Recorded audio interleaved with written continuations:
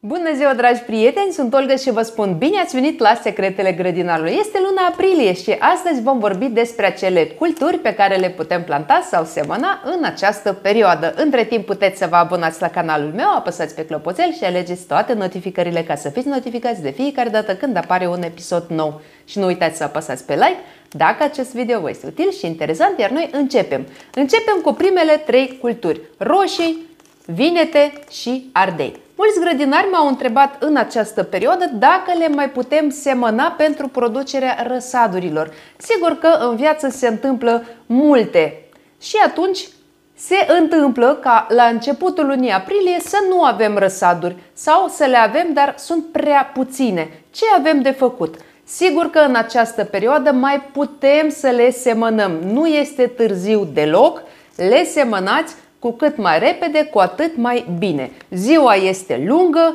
soare este destul și atunci aceste răsaduri pe care le semănați în această perioadă se vor dezvolta bine, vor fi sănătoase și chiar există șanse ca ele să se dezvolte mult mai bine decât acele răsaduri care au fost semănate la timp. Așa că dacă dumneavoastră doriți să mai semănați roșii, ardei sau vinete pentru răsaduri în această perioadă, vă grăbiți și le semănați. Dacă dumneavoastră locuiți în zone în care toamna este scurtă și, de exemplu, în luna septembrie deja este prima brumă și aici nu se mai pune problema recoltării soiurilor târzii, atunci alegeți acele soiuri care sunt timpurii sau semi-târzii. Așa veți reuși să și recoltați roșii, ardei sau vinete. Haideți să vă spun ce mi s-a întâmplat anul acesta cu ardei. În data de 1 martie am semănat diferite soiuri de ardei, printre care a fost și un soi care se numește Getic. Poate dumneavoastră l-ați semănat și nu ați avut niciun fel de probleme. La mine nicio sămânță nu a germinat. Nicio sămânță nu a germinat și sigur că nu am avut niciun răsad de acest soi. Atunci, în data de 20 martie, am semănat un alt soi de ardei, același tip, ardei pentru umplut, cum îi spunem noi, și iată, din 20 martie, astăzi suntem în 5 aprilie, iată așa arată răsadurile. Au germinat aproape 100%, din 24 de semințe nu au germinat numai 2, aici am 2 pastile goale, în rest toate semințele au germinat. Și uitați-vă cât de bine arată deja răsadurile. Ele deja sunt pregătite pentru transplantare în vase individuale. Rădăcinile deja ies afară din turbă și asta înseamnă că imediat le voi planta în vase individuale, în pahare. Așa că dacă și dumneavoastră vi s-a întâmplat să nu vă iasă ardei, roșii sau vinete, puteți să mai semănați, chiar dacă este începutul lui aprilie, mai este timp și pentru aceste culturi. A doua familie despre care vorbim astăzi este familia Cucurbitaceae și anume castraveți, dovlecei, dovleci, pepeni roșii, pepeni galbeni și așa mai departe. Iată, aceasta este familia Cucurbitaceae. Ce trebuie să știm despre această familie? Aceste plante le putem planta prin răsad sau putem să le semănăm direct în câmp deschis. Atunci când le plantăm, trebuie să știm câteva reguli.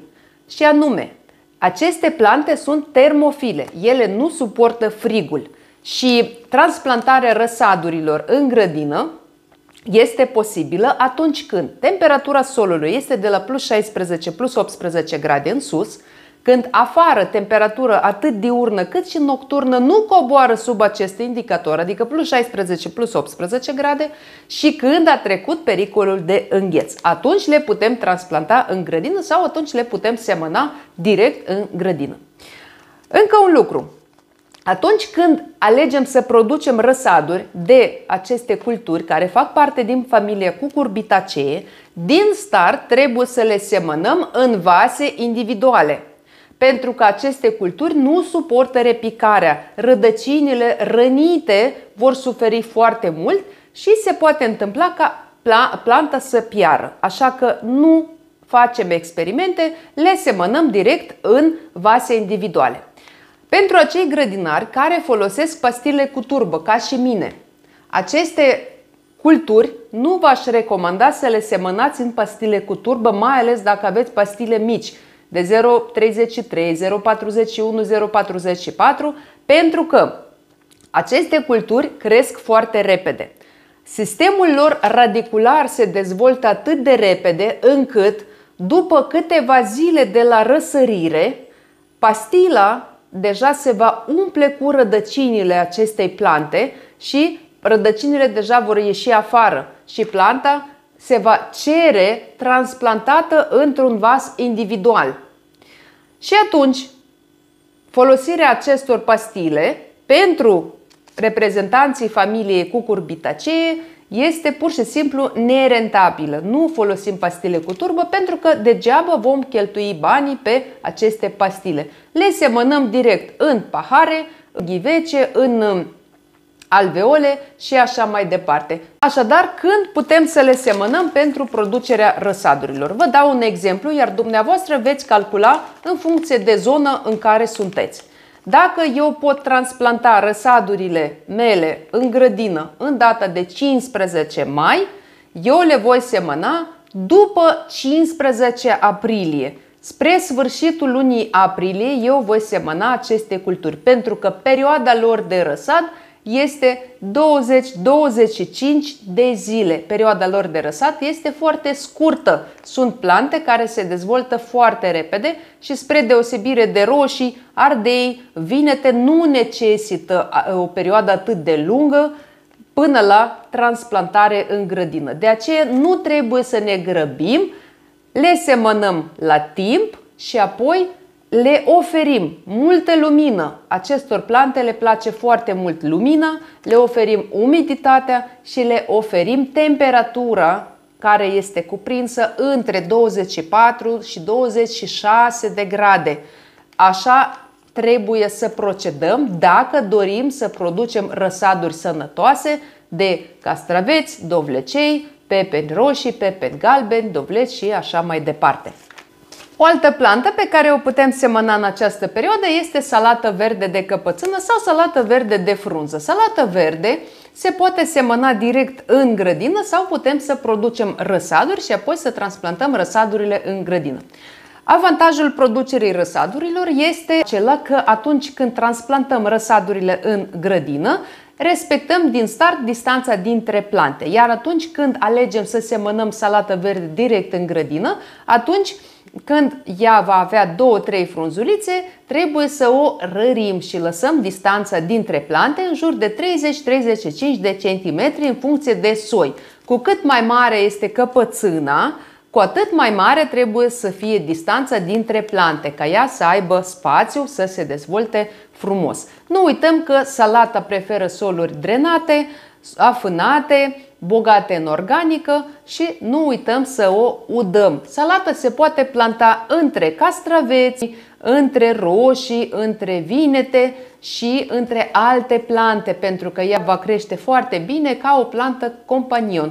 Ea va acoperi solul cu frunzele sale mari și va juca rolul unui mulch natural, adică nu va lăsa buruienile să crească și de asemenea va menține umiditatea din sol. În luna aprilie mai putem semăna pătrunjel, pătrunjel de rădăcină sau păstârnac. Iată, aceste 3 plante se pot semăna direct în grădină. Ele vor germina destul de repede dacă solul este umed. Iată, trebuie să avem grijă dacă în zona dumneavoastră nu a plouat și nu plouă în această perioadă, trebuie să vă asigurați ca solul dumneavoastră să fie umed în permanență, cel puțin până la răsărirea acestor plante. Alte plante aromatice pe care le putem semăna în această perioadă, leușteanul, busuiocul, salvia și altele. Putem să producem răsaduri sau putem să le semănăm deja în câmp deschis. O altă plantă pe care o putem semăna în luna aprilie sunt morcovii. Morcovii se pot semăna în martie, aprilie, mai, iunie, iulie. Iată, în toate aceste luni putem să semănăm morcovii noștri. Se mai procedează în felul următor. Prima dată semănăm morcovii în luna martie-aprilie. Apoi, în iunie-iulie, deja vom recolta morcovii noștri și vom avea morcovi pentru toată vara. Îi vom recolta pe parcursul întregului sezon. Și în luna iunie sau iulie semănăm încă o dată morcovii pe care îi vom recolta la sfârșitul toamnei. Și acei morcovi pe care îi vom recolta la sfârșitul toamnei îi vom păstra peste iarnă și așa ne vom asigura că atât pe parcursul verii cât și pe parcursul iernii vom avea morcovi. Alte două culturi pe care le putem planta în această perioadă este ceapa și usturoiul de primăvară. Dacă nu ați reușit să plantați aceste două culturi în luna martie, nu este nicio problemă, le plantați acum în luna aprilie. Într-un an am făcut experiment și am plantat ceapă în luna mai și vreau să vă spun că am avut o recoltă foarte bună de ceapă, așa că important este ca ceapa noastră să aibă lumină și să aibă umiditate. Bulbul nu se formează atunci când solul este uscat și sărac. De aceea trebuie să avem grijă ca solul nostru să fie umed în permanență, ca ceapa noastră să poată crește și să formeze un bulb mare și sănătos și de asemenea ca solul nostru să aibă toți nutrienții necesari pentru creșterea cepei. O altă familie despre care vorbim astăzi este familia Fabaceae și vorbim astăzi despre bob, mazăre și fasole. În luna aprilie, de la începutul lunii, mai putem semăna bobul și mazărea. Aceste două culturi se simt bine atunci când afară este mai frig, când temperaturile nu se ridică peste plus 25 de grade, atunci aceste culturi se simt cel mai bine, se dezvoltă, înfloresc și fructifică. Atunci când temperaturile sunt prea ridicate, atunci nici bobul, nici mazărea nu se simt bine. De aceea, dacă nu ați reușit să semănați bob sau mazăre până acum și doriți să le semănați, atunci ar trebui să vă grăbiți. Semănați-le acum de la începutul lunii aprilie. Și ca semințele să germineze mai repede, puneți-le în apă peste noapte și a doua zi dimineață puteți să le semănați. Atunci când boabele sunt umflate la maxim, atunci ele vor germina și mai repede. De asemenea, asigurați-vă ca solul să fie tot timpul umed, pentru că dacă solul este uscat, chiar dacă boabele au fost ținute în apă și s-au umflat la maxim, există riscul ca ele să nu germineze 100%. Dacă vorbim de sora lor, de fasole, fasolea este iubitoare de căldură și chiar sunt unele soiuri care se seamănă doar în luna mai, pentru că acele soiuri de fasole nu suportă frigul. Iată, eu am aici un soi, se numește Purple Pod, și aici pe plic scrie că se recomandă să o semănăm la sfârșitul lunii aprilie pentru răsaduri, adică producem răsaduri, nu sunt multe semințe aici, producem răsaduri de la sfârșitul lunii aprilie și apoi când fasolea va avea câteva frunzulițe o transplantăm în grădină. De aceea sunt foarte multe soiuri de fasole.